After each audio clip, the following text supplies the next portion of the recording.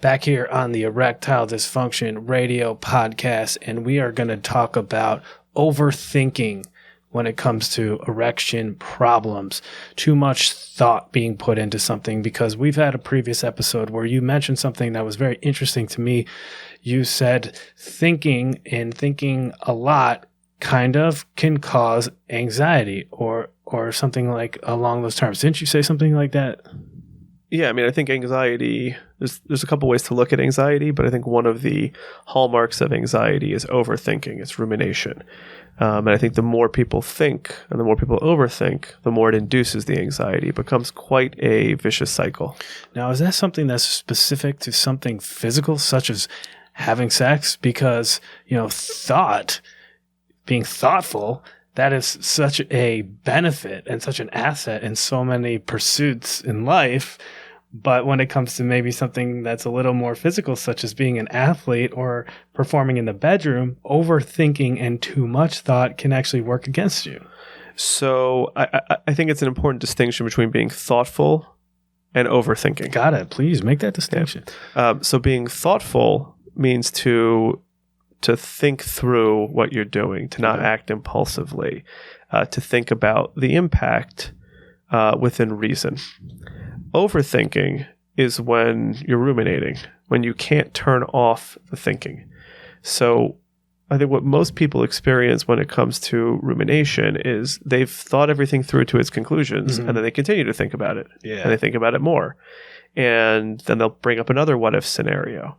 And I think that is a hallmark of anxiety. So it's a little bit of a fine line. I can acknowledge that. But there is a difference between thinking something through and feeling worried, which forces you to think. Interesting.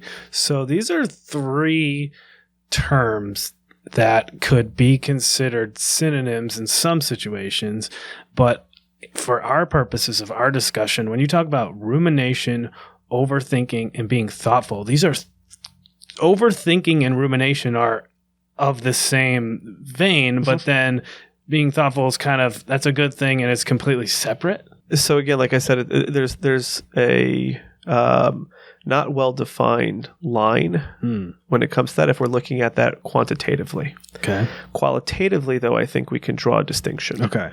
Which is if emotion, fear, worry is driving your thinking. If the reason why you're continuously thinking something through is because you're unsettled, got it, that would tend to lean towards rumination and overthinking, which is anxiety driven. That's an anxiety process. If somebody is dealing with something rather complex, they feel pretty calm, cool, and collected about it. They're not like overwhelmed and feeling a pressure, but they really want to just be thorough about something, and they spend some time thinking about it. They've come to a conclusion, and they let it rest right there. I think that's more of being thoughtful, being intentional, thinking something through to its conclusions. Got it. Because I see the word rumination pop up a lot in the educational content that you write for ErectionIQ.com, patient education on this type of thing. So just so I can completely understand this, rumination is pretty much what we're talking about today. It's that overthinking. It's that time where you can't maybe shut your mind off and might cause things like sleeplessness and insomnia. Is that fair to say? Absolutely. Just to sharpen this, if it makes sense, I'll give our listeners a little bit of a more clear example, and we'll connect this into the general topics that we talk about. If somebody's planning date night, not being thoughtful is, well, we're starting date night at 7:00, and at 6:54, I'm just kind of solidifying what I think we might be doing, and we'll get in the car and we'll pick a direction and we'll go out as we go. Yeah. Right? That's not being thoughtful.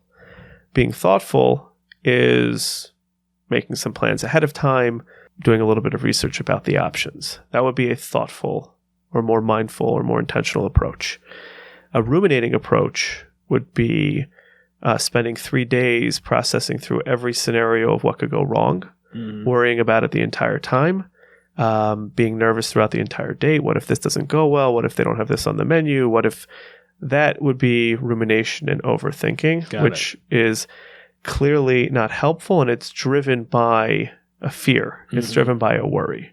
So it could be the same situation, so to speak, and you could have not being thoughtful thinking without rumination, and then ruminating. Got it. I think that distinction hopefully should be helpful for our listeners. And it's the same thing when it comes to a sexual realm. You can be a thoughtful partner by thinking about what your partner's preferences are.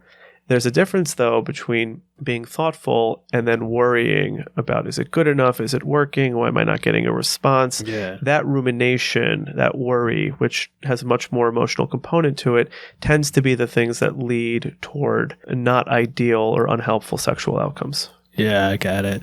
And when you do overthink, it can cause, obviously, erectile dysfunction, but it can actually cause issues beyond that. You use the example of date night. So let's take that one step further. I've heard of men that come on your show as patients and want to talk publicly about their struggles and help other men by doing so. Talk about how they've been on a date night and they can't even be in the moment. They can't even enjoy the meal or the movie because they're thinking ahead to, cut to the bedroom and they're going to be dealing with the erectile dysfunction. So that overthinking might not just lead to erectile dysfunction and ruin a pleasant evening in the bedroom, but it can also end up affecting the actual date night, and they just can't find that joy. Yep. This is what we call anticipatory anxiety, which is well in advance of sexual activity. This is a worry. It's not being thoughtful. It's not your partner got up to use the restroom and you're going to spend 2 or 3 minutes kind of thinking through, hey, what's my approach going to be in a way that's going to work for them later in the evening? It's, well, we're planning date night and for 3 days I've been thinking about, oh my gosh, what if this happens and what if that happens? Got it, yeah. And in that sexual realm, that can still be a worry hours in advance. Yeah. Sometimes people will get feedback. I know you're here, but I feel like you're not here. Oh, wow. You're somewhere in your head. And it's not inaccurate. It's true. So like you were saying, it can, erode the date night itself, just worrying about where things may go sexually. Got it. And if a man is tuned in, or if a spouse or a partner of a man who is tuned in today's podcast and they think that they're an overthinker, they're assuring themselves, hey, this overthinking thing is a problem for me and it is causing some ED issues. What's their next steps? What would you recommend for them? It's very difficult to say like a broad statement about this because there certainly is an overlap between overthinking in the sexual realm and general overthinking. And I think that it would be helpful for that kind of man to get in touch with a therapist if they don't have one, to discuss whether this is, broad-based overthinking, whether this is specific to the sexual realm. But I think the sooner that men address the overthinking, the better the outcomes are going to be. Cool. Any other thoughts you want to leave us with about overthinking? Is ignorance bliss? If you could just shut your mind off, is that the solution? Absolutely.